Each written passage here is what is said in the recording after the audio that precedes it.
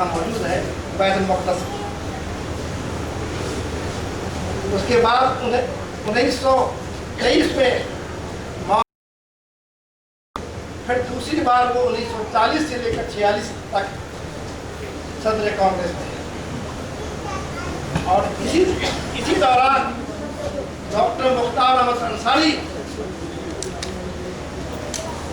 جو کہ جامعہ ملیہ اسلامیہ کے حکیم اجمل خان کے بعد دوسرے امیر الجامعہ تھے، کانسلر تھے، وہ 1927 میں وہ بھی انڈین نیشنل کانگریس کے ساتھ رہے۔ اس سے اندازہ ہوتا ہے کہ پوری آزادی کی تحریک میں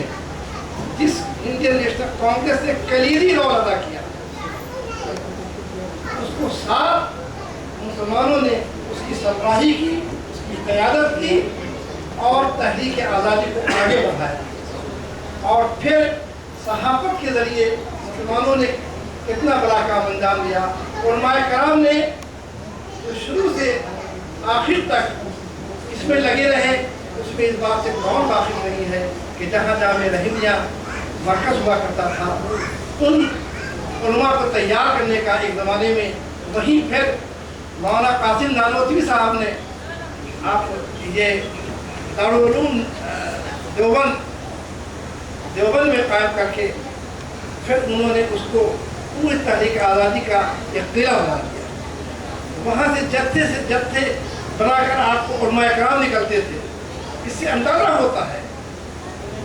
کہ جہاں عام مسلمانوں نے، وہیں علماء کرام نے کئی لاکھ کی تعداد آتی ہے، ہزار کی تعداد بھی نہیں آتی ہے۔ لیکن مشکل یہ ہے کہ تاریخ، مجھے یاد ہے کہ تاریخ میں میں نے پڑھا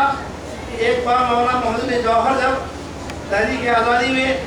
لگے ہوئے تھے تو ان سے کسی نے کہا کہ بھئی آپ کامریڈ اخبار نکالتے ہیں، ہمدرد نکالتے ہیں، آپ کی تحریریں انگریزی میں، کامریڈ میں